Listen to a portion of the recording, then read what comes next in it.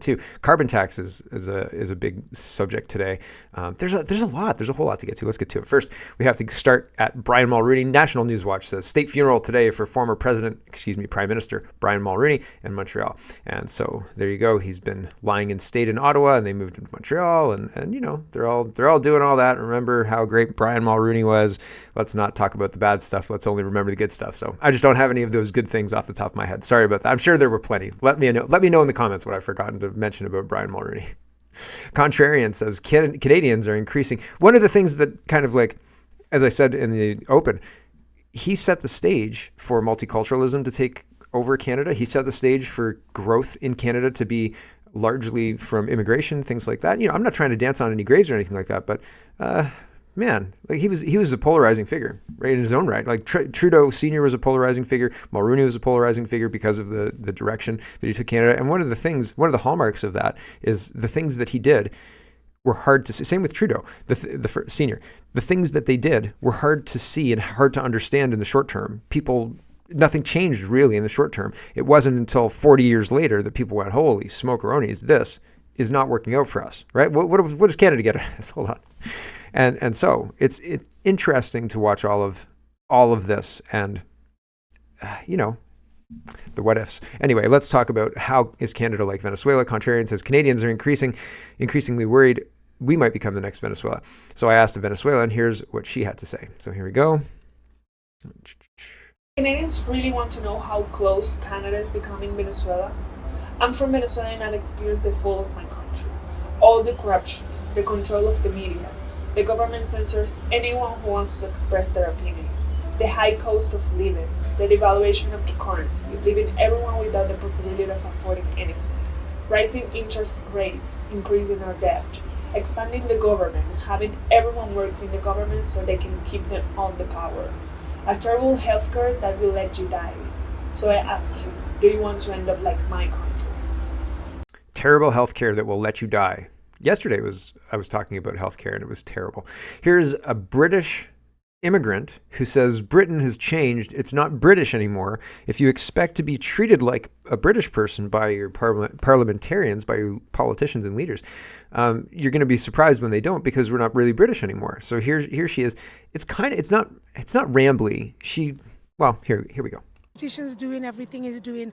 I think there is a big responsibility of the Muslim community in that, because we have tried to change the British. It is totally different now. It's nothing like Britain before. You know, it's everybody's like doing their own thing and they want to adapt everything. So this country's own culture has disappeared.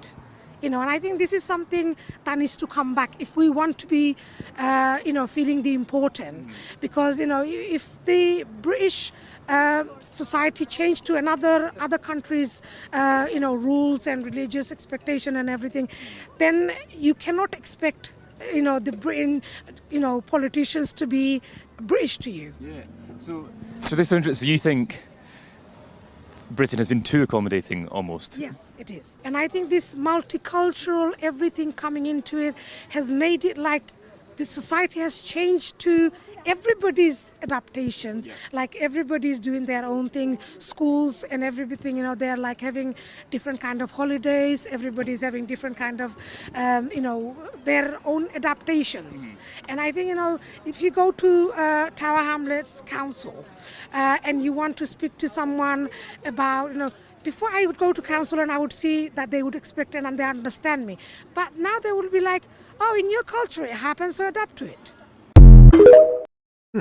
Interesting. Cultural enclaves. She's talking about cultural enclaves. Multiculturalism leads to cultural enclaves. We have in Ontario, Brampton's a cultural enclave. We've got in BC, Richmond is a cultural enclave. We've got whole places that are taken over by these entirely different cultures. I said this is exactly how it's going. And I think that's interesting, that's what multiculturalism leads to. This guy's saying that it's 2 minutes, it's worth it. It starts off sounding dicey, but he's making a point.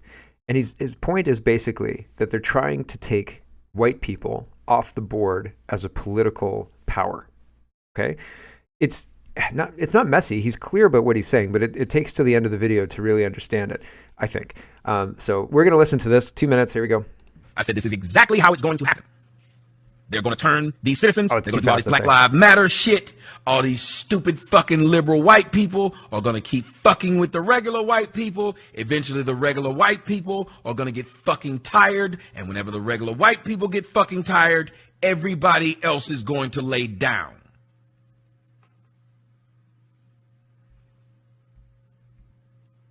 They're going to beg the government to come in and stop them, because the only people that can stop armed white people is literally the government.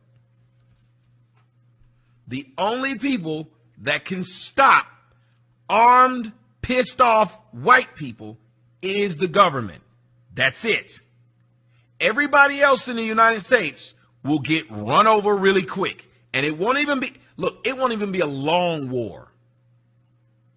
I'm not even trying to be funny. If white people decided to turn on every other race in the United States, it will be a short race. They literally will, all these pieces will fall over.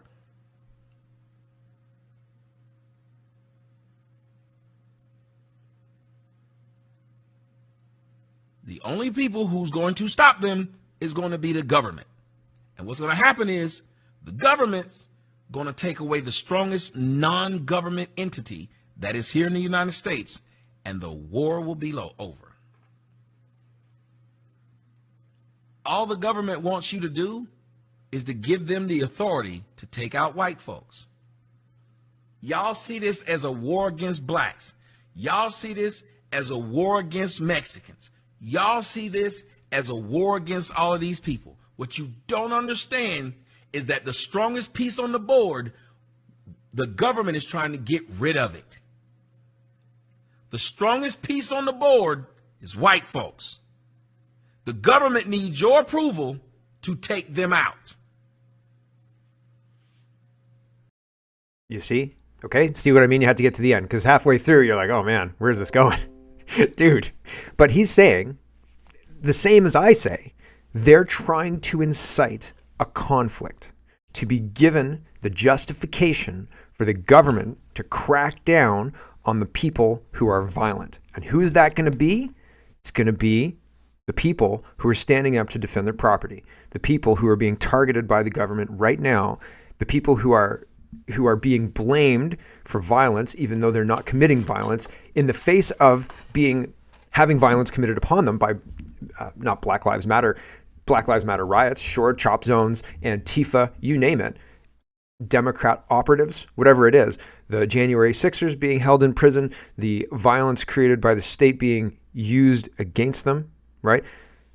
Anything the US government can do to incite a race war, because that's what he was talking about. He was saying they're going to start a race war, and then the white people are going to win the race war, and then the government's going to come down and crush them because the stage had been set to blame the white people for the problems. And now look, these white people are rising up to create more problems, just like Hitler did, and we got to crush them. And the justification will be, look how violent they are. And I don't think he's far off. And they need your consent. I don't think he's far off. Here's Zach Smith. This is just another government thing. It kind of doesn't fit here, but I'm going to just say it anyway, and we'll move on. The RCMP in Saskatchewan is going to begin mandatory breathalyzers for drivers pulled over in Saskatchewan. Your rights mean nothing. Your right to be security in the person and to be innocent until proven guilty, out the window. Did you have a drink at all? We're going to do a breathalyzer. Just check. Yep. Crazy. Brian Lilly is talking about this. This is the cover page of the Toronto Sun, and it says, insane asylum, a shocking 28,145 failed refugee claimants facing deportation, including 646 people deemed inadmissible on grounds of serious criminality. They're trying to start a war, and you can only start a war with, well, kindling, right? Like a fire. You need something to light the match, right? And Brian Lilly says, we have more than 28,000 failed refugee claimants with active deportation orders against them. This includes hundreds of serious criminals. Less than half of all claimants are accepted. With the numbers of claimants rising, this problem will get worse, right? And True North is talking about that too. 28,145 active warrants out for failed refugee claimants in Canada. New figures from the Canada Border Service Agency reveal. And there's a whole article about this. Link is in the description, fingers crossed. And so pretty wild stuff, right? I think it's crazy. And we're talking about destabilizing the society by flooding the society with foreign criminals. And the government is worried about anything but that. And that's very, very concerning. At the same time, the interest rates are going up, and like they need inventory of houses. So how do you get houses? Well, Canadians are, annoyingly living in a whole bunch of them. So if you raise the interest rates enough, they'll have to leave those houses, right? And then we've got inventory, and we'll drop the interest rates real low after that, right? So new rules / dreams of home ownership amid skyrocketing debt. Canada's banking regulator, OSFI, to cap mortgages to highly indebted borrowers. So I don't have, the Globe and Mail is posting things that are just ridiculous. They posted, honestly, no word of a lie this morning, they posted free speech. Too much free speech leads to people like Donald Trump. So we've got to limit that free speech to make sure no more Trumpian people rise. Are you kidding me? Are you kidding me? So I won't pay the Globe and Mail a dime because, holy smoke, their paper is going to go bankrupt because they're liars and they are against democracy. I think they're against freedom. They're against the traditions and values of Canada, I guess. Anyway, I won't pay them a dime for anything. And so I don't go to their thing. So I don't know exactly how robust this is and all of the, like how much the borrower has to be underwater before Canada doesn't give them a mortgage. But I support regulation in the mortgage industry. If you can't afford to pay for your mortgage, then you should probably not be able to get a mortgage. But I think that homes should probably be, I don't know, like $20,000, and land should be dirt cheap because we've got so much of it. So I think that the entire structure of our mortgage and houses is an asset. And here's Chrystia Freeland is talking about this. Like she's saying, I don't want houses to be an asset. I want houses to be an asset. I want it to be a multi-generational asset. I want to have a property that has 3 or 4 houses for my kids. So they're close by. So if they want to live there and live nearby me with their family, then they can, right? And I want to have maybe a pasture and an orchard and maybe some grapes. If I could grow grapes, like if I was in the Niagara region or something like that, if land was, whatever, and I could just buy it, right? Like, and I think that all of this land should probably cost less than $50,000, and any structure that you put on there should probably, like, you should be able to order it in a catalog and be able to get the material to build it under $25,000, and then the work to build it, reasonable, right? Like this should not bankrupt you. You should be able to knock up a house in a season, easy, right? Like, and if you want to, you should be able to do that. We have the land. We have people who are skilled to do that. We could do it. Why don't we do it? Why don't people prioritize family like this? Instead, Chrystia Freeland's going after people's retirement. And the reason people's retirement is their home is because at one point, my parents' house cost $60,000. That's not enough to retire on. But that same house now costs $500,000, right? $500,000 in most people's minds is not only like 5 years of running yourself or whatever. And I'm not saying that $100,000 is only 5 years. A lot of people run on a lot less than that. $50,000 is 10 years, right? Like $500,000 doesn't go as far as it used to, is all I'm saying. Things are more expensive. And Chrystia Freeland's trying to unring that bell and say people don't care about housing because they're trying to maintain the status quo. And I'm saying we got to turn back the clock, baby. We have to make it so a single income can afford 5 acres, 3 houses, 2 cars, 4 kids, and a partridge in a pear tree. Like we need to drive the cost of everything down to next to zero to make everything really, really cheap for Canadians who live here. That's what we need to do. That's the fix. That's the fix. That's what you do. Here's Chrystia Freeland being argumentative and annoying. She says, hold on, in her tweet, she says, this isn't the tweet I thought it was. But she does say, we are trying to remove the financial incentive for housing. More homes built faster, and we're also working hard to be sure that homes are not a financial asset. Thank you very much, They're for Canadians Minister. No, thank you very much, you Minister. for making clear that the Conservative Party doesn't actually care about whether homes are for Canadians to live in.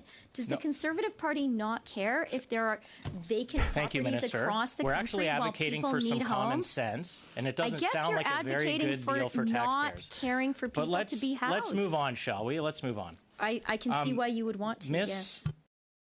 Want to make sure that homes are not a financial asset. The reason they want to make sure homes are not a financial asset is so that you don't trade in homes, so you don't buy homes to hold and just have, and then they sit empty and things like that. That's the argument she's making poorly, I think.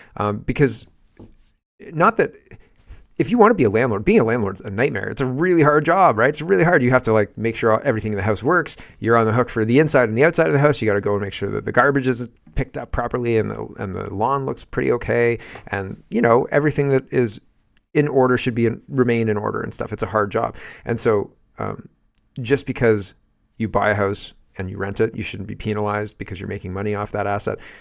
The Liberals they don't have any economic acumen. I don't think they understand how the economy works. Or if they understand how the economy works, they desperately want it to work another way. And they're operating as if it does work that other way. And they're just going to keep doing that until it starts working that other way. But it's never going to work. It's never going to work that way. Part of the reason it's never going to work that way is because logistics, reality kind of crash into it. Here's an example of reality crashing into this. This guy's talking about foreign workers in Canada. I'll just show you the last 40 seconds or so. He's saying it's a huge, huge scam. People are making money double dipping. And I was saying before, the GC Strategies guys are double dipping because they're headhunters, so they get the money on the front end. And then they also have money in Dalian. So I'm GC Strategies, the guy who got the contract, but I'm also on the board of Dalian. So I get money from Dalian's portion of whatever contract GC Strategies negotiated for Dalian. See what I'm saying? Front end, back end. It's the same thing with the temporary foreign workers and the students, the temporary students. It's a scam, and he's outlining it here. Here we go. We don't have to give them. Oh, it's way too quiet. Hold on, give me a sec. So here he's explaining why companies would go with a foreign worker over a Canadian worker over somebody in Canada. The reason basically is they don't have to give them a lot of the same kind of benefits that you would imagine a Canadian would get, workers' comp, et cetera, et cetera. And he explains how much a diploma is and how much it used to be and then how much it is. So here he is. Or the minimum wage at least. But the fact of the matter is because they're foreign workers, we don't have to give them anything. We don't have to give them pensions. We don't have to give them workman's comp. They get hurt on the job. Big deal. We'll just get another one. They're waiting in line. They're coming over the border simply because we have a system called the LMIA. This is such a horrible thing that we've done to our population when we're bringing in foreign workers to do the jobs that Canadians are very qualified to do. But they have to show the government that they've been looking for people.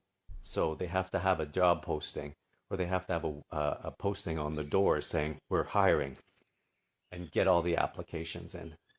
And then the employer says, oh, we didn't find anybody, but we have a person from Pakistan, India, Algeria, Africa, wherever.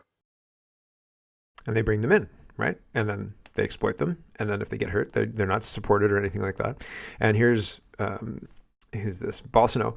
And he's cracking down on the foreign worker program. He says feds are cracking down on temporary foreign worker programs, saying employers shouldn't use it as a way to circumvent paying Canadians proper wages. Oh, that's just part of the scam, right? That's just part of the scam. Employers should not... Sorry, that was way too loud. I'm sorry. Use the temporary foreign worker program as a means to avoid offering competitive wages to Canadian employers should not... So now they've realized there's a problem, and the Liberals aren't going to do anything meaningful. Here's somebody who's standing outside one of the schools that are bringing people in. Woman reporting on this is livid with CBU University. There we go. Says she watched the Cash Cow W5 story and how students are exploited. They discussed the professor failing students, some on their second and third attempt, the housing crisis, lack of jobs, and so on and so forth. A restaurant in Sydney, Nova Scotia, where Cape Breton students mostly live, pays $5 per hour cash. So another person had, here it is. All I can tell you is the Pakistani owner, it's a Pakistani-owned restaurant. My friend was looking for a job. They told him that they will give him unpaid training for 2 weeks, and if he gets hired, he'll get $5 an hour. He quit, but many students are still working there. So there you go. Unpaid training for 2 weeks. I mean, restaurants, there's hinky stuff that goes on all the time. I didn't touch a button. at all. So people are being exploited, and Canadians are looking the other way because the government is the one the government is the one allowing these places to exploit the students. So what can you do, right? Here is Adam Van Camp, and he's saying that the carbon tax fights climate change and fights unaffordability. It doesn't do either of those things. It exacerbates the affordability problem. It makes it worse. It's self-inflationary. So here's Adam Van Camp lying to Vasi Kapoulos about the carbon tax. Here you go. We need to have a plan to fight both the affordability crisis and climate change. So which is this? Is it income redistribution or is it reducing emissions? Well, it's doing both, quite frankly. It also makes julienne fries. Like, no, sorry, your tax doesn't reduce emissions and fight the affordability crisis. It doesn't do those things. Sorry, dude, you're not in touch with reality if you believe that. Brett says, yesterday, Pierre Poilievre showed up in the morning for theatrics about his attempt to pass a vote of non-confidence. Then he took off for the rest of the day to do fundraising. Rather than being in the House of Commons to vote, he did it virtually. In fact, none of the party leaders showed up for it. So everybody knew this was not going to happen. We need to get rid of these leftover coronavirus lockdown rules and go back to having our elected representatives actually show up for work if they want to get paid for it. Instead of this, in a little over a week, they're all going to make us pay them more by giving themselves raises. None of them deserve it. Shouldn't the politicians ask a council of citizens for a raise? We'd like a raise because we've done a terrible job and affordability is not what it used to be. So we can't afford life anymore, so we need a raise. Please. Right? Shouldn't that be how it works? Probably. Why do the government get to screw up the economy and then give themselves raises to insulate themselves from the problems that they themselves cause? TRC Chico says the Canadian Conservative Party supporters are justifying Pierre Poilievre being missing in action from his own vote of non-confidence by saying Trudeau wasn't there either. Tell me again how Pierre is different than Trudeau. Please. I'd love to hear it. He's going to axe one carbon tax. All of the carbon taxes need to be axed. We need to talk about net zero being a complete scam. We need to talk about the whole idea of climate change being a complete scam. We need to build pipelines across the country and make ourselves self-sufficient. Let's set the price of gas at the pump at 70 cents a liter forever, period. And let's get pipelines, drill baby drill. Let's make this country the richest, most prosperous country in the world, and then use the profits from that oil to pay off our debts, and then send our population to non-woke schools, like trade schools and schools that will give you actual skills, not Marxist bullshit, communist skills. We could do that. We could do all of that. But our leaders are so fixated on stealing the wealth of this country that they don't do that. And that's unfortunate. Don Martin is talking about Poilievre and his, the whole campaign. I've been talking about the campaign. It's been well rolled out. Can't credit where it's due. And I mean, obviously, if you don't show up for your own thing, right? Like, he should have finished it off because that's important, right? Optics are important. But it was a well-run campaign to lay at the feet of Trudeau and the NDP coalition the whole affordability crisis, basically. He did that, and he convinced people. Now, it seems, again, convinced the people who are writing the newspapers, but it seems, again, that this is more passing of the torch, right? Like, Trudeau's done, and Poilievre's going to take over, and, you know, we're going to still get to the 2030 agenda things, but it's just going to be in a different vehicle. We're getting off the bus, and we're getting into, you know, a two-door coupe or whatever. Two-door coupe? Anyway, Don Martin says Poilievre has the field to himself as he races across the country to big crowds. The political math never added up to an election this spring. When one party is salivating for it, one is leery, and the two parties in majority control of the House are scared to death of the voters' wrath, there was zero chance of toppling Justin Trudeau's minority government. And so it came to pass on Thursday evening that the confidentiality predictable failure of the official opposition non-confidence motion went down with 204 Liberal Bloc and NDP nays to 116 Conservative yeas. But forcing Canada into a federal election campaign was never the point, he says. As Conservative leader, Poilievre made clear Thursday the real goal was to frame his party standing defiantly alone against the everyone else tax hikers. So it juxtaposes the uniparty as they are against the Conservatives. So says Poilievre, right? Against the single tax. We won't go along with that. We'll go that far, but not any further. So there you go. Is Poilievre standing up for Canada? He's certainly differentiating himself, or trying to differentiate himself from the Liberal Party. So that's something, but it's still not different enough. National Post says Liberals plan to quietly delay the election would secure millions for their doomed MPs. So these people would not win. They would not win, but they're going to get their pensions anyway. Liberal plan to quietly delay election would secure millions. Yeah. The Liberals have quietly tabled a revision to the Elections Act that would have the effect of ensuring that more than 24 MPs, that's 24 at least, will qualify for gold-plated parliamentary pensions even if they lose the next election. Under the existing terms of Canadian electoral law, Canada's next mandatory general election date is October 20th, 25, a function of the Elections Act requiring a general election to be held on the third Monday of October in the fourth calendar year following polling day for the last general election. The revision contained in a package of proposed amendments is a one-time change, moving the date 1 week later to October 27th. The stated reason for this is so-called Election Day won't fall amidst Diwali, the 5-day Hindu festival of lights. But shifting the date also ensures that a number of MPs first elected in 2019, many of whom are NDPers or Liberals projected to lose in 25, will just pass the 6-year threshold required to qualify for a lifetime parliamentary pension that starts as early as age 55. So there you go. Early retirement, everyone. Lucky you, right? And so that's not great. That's not great. I think we could do changes to the lifetime pension after 6 years of service. I think we could probably do that. I've done 6 years of service to multiple places, and I don't have a lifetime pension that starts at 55. So time to work for a living, folks. Chrystia Freeland is, this is a recent committee appearance, I guess, and she says, Pierre Poilievre's Conservatives have no respect for Canada's democracy. They just don't care. And remember yesterday when she refused to answer the question over and over and over again? I don't know if this is the same clip, but we're going to watch some of it. Here we go. Of attracting investment and good jobs in Manitoba. Take the jack. This is the part. Sorry, this is the part where she gets super upset about being called a dictator because he says, "Take the jackboot off people's throats." And I can't believe that she invokes Ukraine. Like Ukraine's being run over by a dictator right now, and how insensitive of you to invoke the word jackboot to me. I think it's funny, but like trying to shut down the conversation is attacking the person and saying I'm offended personally by that comparison. Doesn't actually address the problem. Here we go. The jackboot.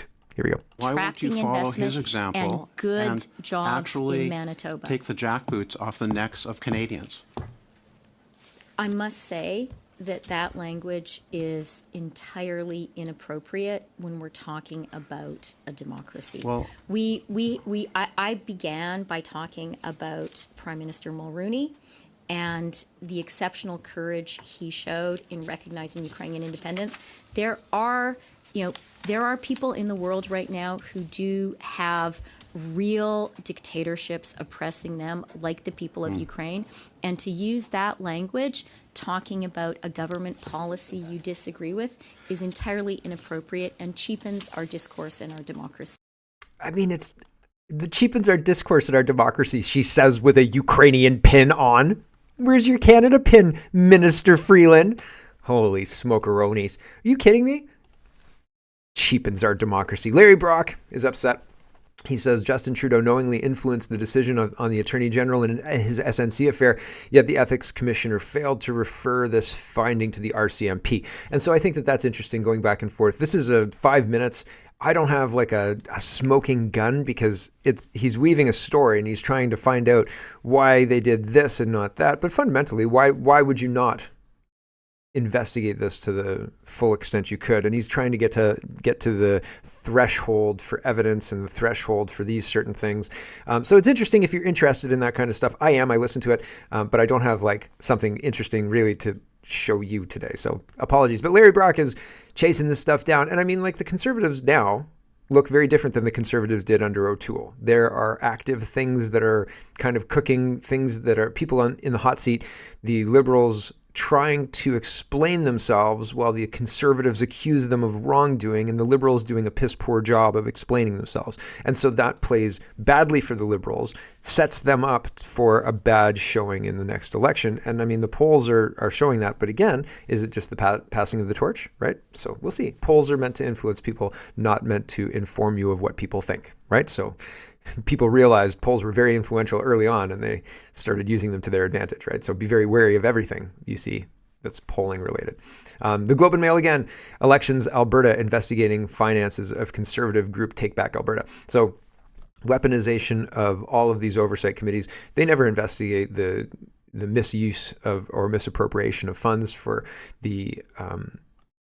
for going to Dubai, for anything that the liberals do. It's always conservative groups, conservative campaigns that are under investigation. This is on purpose and done to chill people's, I don't know, confidence, to stop people from wanting to pursue that kind of thing, to make people understand there's going to be a cost, and there is. No, make no mistake, make no joke, there is. Warren says, let's talk about censorship, and then we're going to talk about carbon taxes. Warren says, opinion, excessive free speech is a breeding ground for more Trumps. I sent this guy an email this morning. I was like, he lives in the United States. And I was like, dude, shut up. I paraphrased, but honestly, I was like, are you kidding me? People are talking about, yeah, we should definitely limit free speech. People in the United States talking about more Trumps being created. So what? If people like that, so he's hilarious. What's wrong with you? Here's Blacklock's reporter talking about Canadian censorship. And Mulroney, the Attorney General and Justice Minister, he says, frankly, the internet terrifies me. Terrifies him. How? He says, in defense of the censorship bill C-63, we need to make the internet safe. We need to show me on the graph where the internet touched you there, the minister. The internet terrifies him. If the internet terrifies him, he should not be able to make laws against it. And really, foreign people who are not embodying the intention of our freedoms in Canada to express ourselves, to state things that we believe to be true, regardless of whether people like it or believe us or agree with us about our belief. Who cares? I don't care if somebody believes me. I don't care if somebody agrees with me. I think that I should be allowed to state what I think genuinely, forthrightly, and I believe that the intention of our Charter of Rights and Freedoms that goes back to the Magna Carta, I guess, enshrines that. I believe that it does. And this guy is saying, that terrifies me. Well, dude, I don't care. Don't make a law against it because it terrifies you, because it doesn't terrify me. So Rex Glacier is talking about that, and he says we need to make the internet safe, which is something that is not possible, especially if you're offended by absolutely everything. Candace Owens got fired. She did. Anomaly says Daily Wire and Candace Owens are done. Everyone in conservative media knows you get blacklisted, smeared, fired, canceled, badmouthed behind the scenes, and harassed if you don't abide by the anti-Semitism speech laws being passed into the legislation. So Candace is saying there's a lot of history here with Israel and so on and so forth, and I won't be quiet about it, and I won't shut up about it. And Ben Shapiro got upset, and Candace Owens doubled, tripled down, and then got fired. Somebody said this releases her from her non-compete clause, right? So maybe she wanted to leave, right? I heard that she picked a fight with Jeremy Boring before she got fired, and so on and so forth. So who knows? But I think that's interesting. And I mean, I've noticed this too. There's a bunch of people who used to be medium friendly, I guess, with me, but then they pulled away when I was like, you guys understand how serious this is, right? Like, I'm not going to pretend that we're fixing anything in this chat. It's not fixing anything. We're not having much of an effect, and we should be realistic about that. And they didn't like that. And so anyway, but it's interesting that they block me. I don't care about being blocked. I find it interesting, the reasons behind the block.